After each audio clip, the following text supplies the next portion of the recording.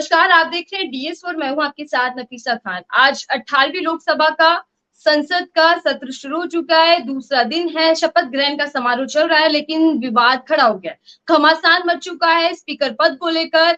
सत्ता पक्ष और विपक्ष आमने सामने है, सहमति नहीं बन पाई, सहयोग नहीं मिल पाया, तो एनडीए के सामने इंडिया अलायंस की ओर से यानी कि कांग्रेस ने भी अपना उम्मीदवार घोषित कर दिया, उतार दिया।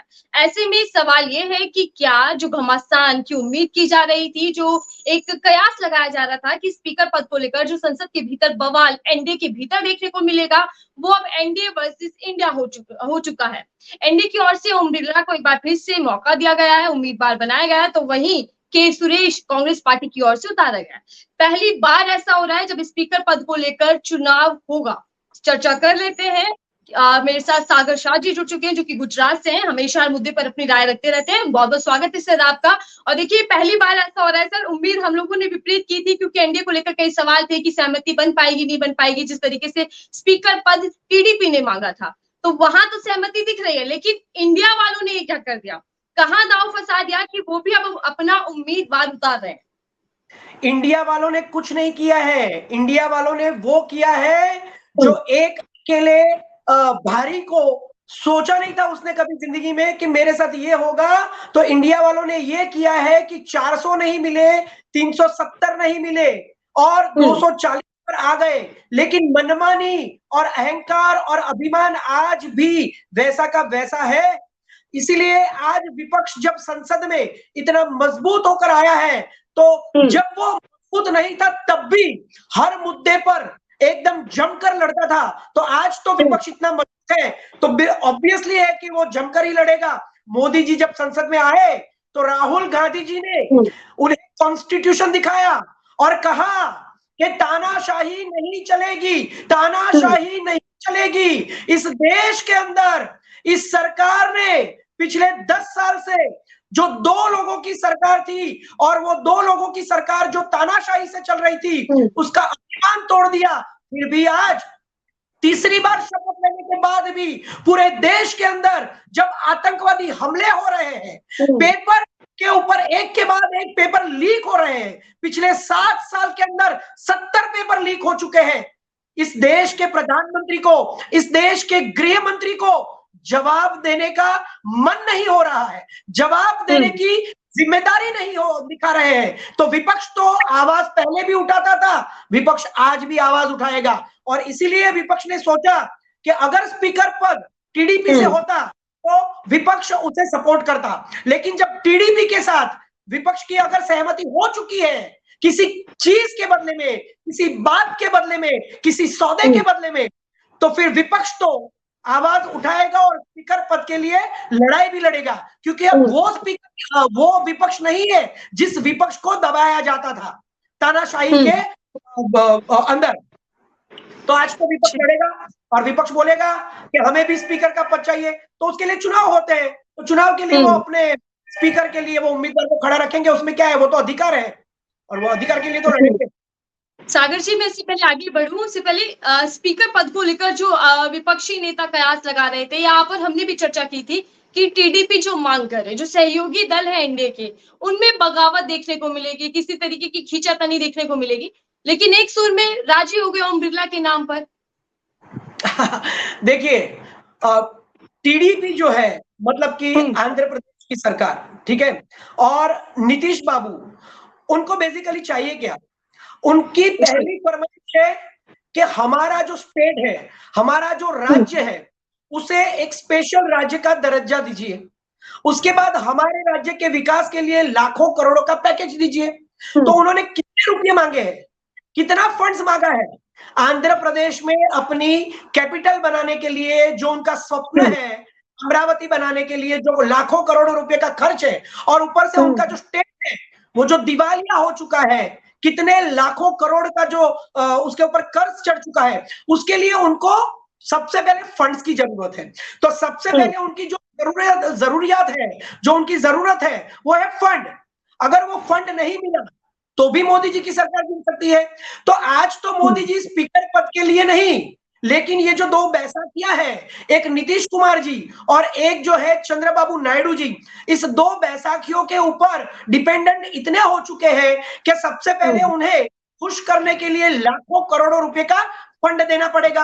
अब पूरे विश्व में ये प्रचार कर दिया है कि सबसे विश्व की रिच पार्टी वो भारतीय जनता पार्टी है, तो दीजिए ना, फंड्स दीजिए, बड़े बड़े मंत्रालय दीजिए, वो जो मांग रहे हैं वो दीजिए। लेकिन स्पीकर पद के लिए अगर सहमति हो चुकी है तो मोदी जी को यह कैसे कहना पड़ रहा है कि जनमत अगर नहीं है तो सरकार चलाने के लिए सहमति की जरूरत है। तो सहमति अगर टीडीपी ने दे दी है, नीतीश कुमार ने दे दी है, लेकिन विपक्ष तो सहमति नहीं देगा ना।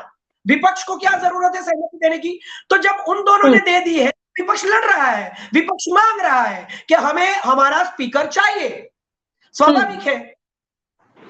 जो डिप्टी स्पीकर है पद, उसकी आप लोग मांग कर रहे हैं, शर्त रखी गई है विपक्ष की ओर से, लेकिन सर ये कैसी शर्त? और पहली बार हम लोग देख रहे हैं कि स्पीकर पद को लेकर भी चुनाव होगा। क्यों नहीं होगा?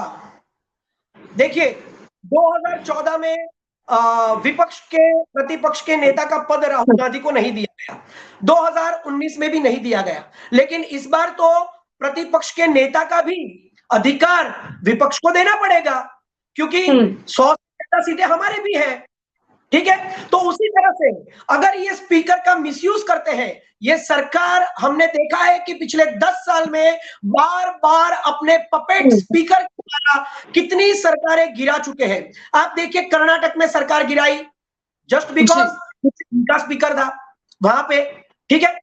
यहां पे देखिए महाराष्ट्र में लोग बोल रहे हैं कि अगर स्पीकर इनका होता है तो ये जो सामने उनके साथ सहयोग में जो भी खड़ा रहता है उनकी सरकारों को ये तानाशाही सरकार गिरा देती है। लेकिन इस बार इस सरकार के पास वो कंट्रोल नहीं रहा जो 2014 में था, जो 2019 में था।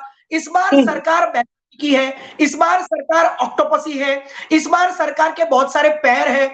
तो इस सरकार के ऊपर दबाव डालना ये विपक्ष का अधिकार है, क्योंकि इस बार विपक्ष खुद अपने पैरों पर जीत कर आया है और रावण का अभिमान विपक्ष ने तोड़ा है। तो विपक्ष अपना अधिकार क्यों नहीं मांगेगा? सॉरी जी सर, ये जो एनडीए और इंडिया के बीच में जो तकरार देखने को मिल रही है स्पीकर पद को लेकर, चुनाव होना है, क्या लगता है कि तकरार अब हमें पूरे सत्र में देखने को मिलेगी? क्योंकि जिस तरीके से इंडिया ने इस मजबूती के साथ अपना पक्ष रख रहा है और अब मांग कर रहा है कि डिप्टी हमें स्पीकर पद दिया जाए, और अगर वो नहीं दिया जाएगा तो फिर हम इसी तरीके से चुनाव की मांग करेंगे। बिल्कुल, देखिए अब तो विपक्ष मजबूत नहीं है, इस सरकार के सामने सारे लोग मजबूत होकर खड़े हैं। सॉरी, देखिए सबसे पहले तो नरेंद्र मोदी ने 10 साल में ये प्रूव किया है कि नरेंद्र मोदी को राजनीति करनी नहीं आती है। नरेंद्र मोदी ने पिछले 10 साल में सिर्फ और सिर्फ कूटनीति की है, लोगों को गिराने की, लोगों को बर्बाद करने की। आप देख लीजिए उनका करियर, गुजरात के मुख्यमंत्री होते थे तब से लेकर आज जब देश के प्रधानमंत्री बने हैं, तब 10 साल के अंदर आज उन्होंने अपनी खुद की मातृसत्ता राष्ट्रीय स्वयंसेवक संघ यानी कि आरएसएस का अपमान किया। उन्होंने खुद अपनी इज्जत गिराई है आरएसएस के सामने। अपनी ही पार्टी के अंदर 2 धड़े हो चुके हैं, जिसके अंदर कुछ नेता ऐसे हैं जो नरेंद्र मोदी को खुद पसंद नहीं करते हैं। अरविंद केजरीवाल ने कहा था कि अगर इस चुनाव में ये जीतते तो योगी आदित्यनाथ को भी ये गिरा देते। तो आज उनकी खुद की पार्टी में ही लोग ऐसे खड़े हो चुके हैं जो नरेंद्र मोदी के विरोधी है। जिन लोगों को वो अपना विरोधी कहते थे, अपनी विचारधारा से विरोधी कहते थे, ऐसे शिंदे जी और अजित पवार को भी तोड़कर अपनी पार्टी में लाए। आज वो भी अपनी विधानसभा के 100-100 सीट्स मांग रहे हैं।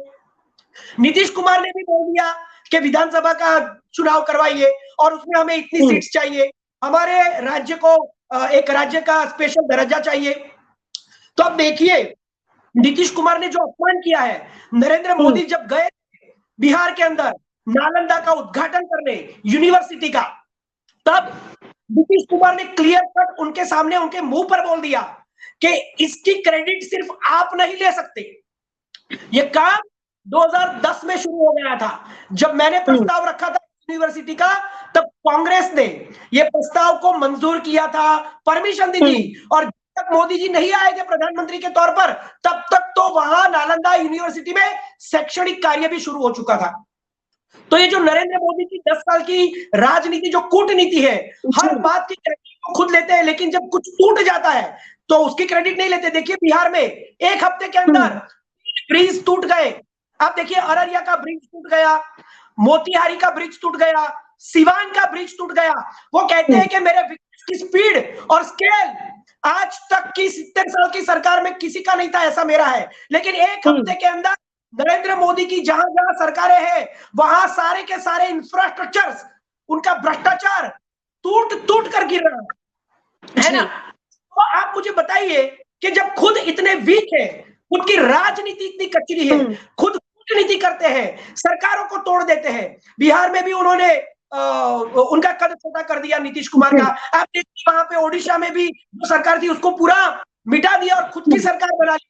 तो पूरे देश को पता है कि ये जो आदमी है, देश का जो प्रधानमंत्री है, वो देश के विकास का काम नहीं कर रहा है, वो देश के राज्य को विनाश की ओर ले जाता है। जहां जहां नरेंद्र मोदी के साथ जिन जिन लोगों ने गठबंधन किया, या तो उनका कद कट गया या तो उनकी सरकारें मिट गई। तो इसीलिए आज नरेंद्र मोदी के सामने सिर्फ विपक्ष नहीं खड़ा है, लेकिन नरेंद्र मोदी की कूटनीति की वजह से आज 10 साल के बाद एक अकेला सब पर भारी ऐसा बोलने वाला और मैं 50 साल राज करूंगा ये कहने वाला, उसके सामने आज उनकी मातृ संस्था से लेकर, उनकी खुद की भारतीय जनता पार्टी की संस्था से लेकर, उसके नेताओं से लेकर, विपक्ष से लेकर, उनके सहयोगियों से लेकर के सारे लोग उनके सामने खड़े। क्यों मोदी जी अपने भारतीय जनता पार्टी की संसदीय दल की बैठक नहीं कर रहे? क्यों सीधी एनडीए की संसदीय दल की बैठक कर दी?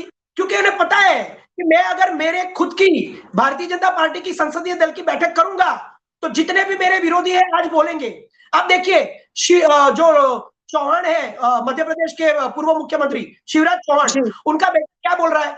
उनका बेटा बोल रहा है कि मेरे पिताजी आज एकदम स्ट्रॉन्गेस्ट नेता है भारतीय जनता पार्टी में, और सेंट्रल की जो सरकार है यानी कि मोदी जी और अमित शाह, वो मेरे पिताजी के सामने नतमस्तक हो रहे हैं। वसुंधरा जी क्या बोल रही है राजस्थान में? वसुंधरा जी ने बोला कि ये आपकी गद्दारी है। जिन लोगों का हाथ पकड़कर, जिन लोगों की उंगली पकड़कर आप इतने बड़े हो गए, गुजरात से लेकर भारत में, हिंदुस्तान में, इंडिया में, और आज उसी के साथ गद्दारी करते हो। ये लोग दूसरों के साथ गद्दारी नहीं करते, ये लोग विपक्ष के साथ गद्दारी नहीं करते, ये लोग जिनका खाते हैं, जिनसे होते हैं, जिनके हाथ पकड़कर आगे आते हैं, उनको भी नहीं छोड़ते हैं। तो पूरे देश को चल चुका है कि किसी के लायक, और इसलिए आज पूरे देश में विपक्ष से लेकर सभी लोग नरेंद्र मोदी के खिलाफ हो चुके हैं। ये सरकार कभी भी गिर सकती है। लेकिन सर सत्ता पक्ष की ओर से जो केंद्रीय मंत्री हैं वो इस रवैये की निंदा कर रहे हैं, कह रहे हैं विपक्ष का एक ऐसा रवैया शर्त वाली राजनीति पर उतारू हो गए हैं। अब क्यों? आपने कौन सी राजनीति की आज तक 10 साल में? आपको जब मणिपुर के ऊपर आपके ऊपर प्रस्ताव लाया गया था, क्या आपने उसके ऊपर कोई दो बोल बोले थे? आपने तो 150 लोगों को निलंबित कर दिया था। जब आप संसद में से 150 चुने हुए सांसदों को निलंबित कर देते हो, तो ये कौन सी सरकार है? ये कौन सा रवैया है? क्या आप देखिए लगातार रेलवे के एक्सीडेंट हो रहे हैं, और ये इनके जो चुने हुए पपेट मंत्री हैं वो वहां जाकर क्या करते हैं? रील बनाते हैं, रील बनाते हैं और लोगों को और उल्लू बनाते हैं कि देखो एक ट्रेन इधर से आती है, ये ट्रेन उधर से आती है, बीच में कवच होता है, तो अगर यहां से ट्रेन आ गई, इसके पीछे भी ट्रेन आ गई, पता नहीं क्या बोलते हैं। ना कोई नॉलेज है, ना खुद का कोई डिसीजन है, सरकार के पपेट बने हुए हैं। बार बार लगातार ऐसे फेल्ड मंत्रियों को फिर से वही के वही मंत्रालय सौंपे जा रहे हैं। तो आप कौन सी राजनीति कर रहे हैं? आपका रवैया कैसा है? जब आप किसी की सुनते नहीं, सिर्फ 2 लोगों की सरकार चलती है, 2 लोगों के सिवा 10 साल में किसी का नहीं सुना गया, तो विपक्ष तो आपका गुलाम नहीं है। विपक्ष तो जनता की आवाज है, विपक्ष तो इस देश की आवाज है, विपक्ष तो 28 पार्टियों की आवाज है, विपक्ष तो 28 पार्टियों के कार्यकर्ताओं की आवाज है। इस देश के 63% लोग जो विपक्ष को वोट देते हैं उसकी आवाज है। तो विपक्ष की राजनीति कैसे, मतलब आप उसके ऊपर सवाल उठा सकते हो? खुद के गिरेबान में झांको कि 10 साल तुमने क्या किया, और इसीलिए तो आज तुम्हारी ये हालत हो गई। तुम्हारा रवैया देखो, तुम्हारा बिहेवियर देखो, तुम क्या करते हो? लोगों, मुख्यमंत्रियों को जेल में डाल देते हो, इलेक्टोरल बॉन्ड का हिसाब दिया नहीं, इलेक्टोरल प्रधानमंत्री नहीं दे रहा है, जो ठेके पर ठेके देते हैं हफ्ते लेकर, तो इतने करप्शन आज जब देश के अंदर प्रधानमंत्री ने खुद कर दिए हैं अपने नेतृत्व के अंदर, जब वो खुद तानाशाह थे, जब उनके पास बहुत सारा जनमत था, बहुत सारी सीट थी, लेकिन आज जब मजबूर हो चुके हैं, हेल्पलेस हो चुके हैं, तो कहते हैं सहमति चाहिए, मुझे सहमति से चलाओ, मुझे प्रधानमंत्री बनाओ, मुझे सपोर्ट करो। आपने किसी को सपोर्ट किया 10 साल में? आपने विपक्ष की बात सुनी? आपने विपक्ष को इज्जत दी? आपने विपक्ष को मान सम्मान दिया? देखिए आपके इंफ्रास्ट्रक्चर, जिस राम मंदिर को आपने मुद्दा बनाया था, उस राम मंदिर में पहली बारिश के अंदर पानी गिर रहा है। आपके विकास की स्पीड और देश ने देख ली है। आपका विकास नहीं है, आप विनाश है। लेकिन आपने 10 साल में सिर्फ विनाश किया है। कल पहले दिन जब सत्र की शुरुआत हुई तो हमने देखा विपक्षी नेताओं के हाथ में, सांसदों के हाथ में संविधान की कॉपी थी और आज स्पीकर पद को लेकर उन्होंने अपना उम्मीदवार उतार दिया है। तो क्या इस बार विपक्षी रणनीति जो है बेहद मजबूत है और मुद्दों की भरमार है जिस पर विपक्ष सत्तापक्ष को घेरने वाला है? पिछले 6 महीने से अगर हम कहें तो इन लोगों ने एक नारा लगाया था कि 400 पार और फिर संविधान का बदलाव। ये उनके ही नेता बोल रहे थे। राजस्थान की वो राजकुमारी दीपिका कुमारी बोल रही थी, कर्नाटक के नेता आनंद हेगड़े बोल रहे थे, ज्योति मिर्धा बोल रही थी। जितने भी लोग पब्लिक के अंदर मंच पर आकर संविधान को बदलने की और आरक्षण को खत्म करने की बात करते थे, आज वो सारे हार चुके हैं। चाहे वो स्मृति ईरानी हो, माधवी लता हो, नवनीत राणा हो, ज्योति मिर्धा हो, कोई भी हो, जो संविधान को बदलने की बात करते थे, जो आरक्षण को खत्म करने की बात करते थे, वो आज सारे के सारे साइलेंट हो चुके हैं। विपक्ष, संविधान की रक्षा करना ये विपक्ष का काम है और इसीलिए संविधान दिखाया। और जो लोग बोलते थे कि संविधान को बदल देंगे, आज उनको मुंह की खानी पड़ी है। तो ये स्वाभाविक है कि विपक्ष इस बार जोरदार होने वाली है। संविधान को बदल देंगे, आज उनको जब साइलेंट कर दिया है तो विपक्ष की हिम्मत भी और उनका जोश भी आज बरकरार है और बहुत है, तो वो तो दिखाएंगे अपना जोश। ये तो उनका काम है, ये उनका अधिकार है देश की जनता के लिए, क्योंकि देश की जनता ने चुनकर विपक्ष को भेजा है, तो वो तो वो करेंगे ना। बिल्कुल ठीक है, मतलब रणनीति इस बार बेहद मजबूत है विपक्ष की। बिल्कुल बहुत मजबूत है। मैंने बोला ना कि उनको ऐसी फिल्म देखने को मिलेगी जो फिल्म बॉलीवुड आज तक 110 साल की बॉलीवुड की हिस्ट्री में नहीं बना पाया है, ऐसी विपक्ष अब बनाने जा रहा है और बहुत जल्द इस देश को वो फिल्म देखने को मिलेगी जो सबसे लार्जर देन लाइफ होगी।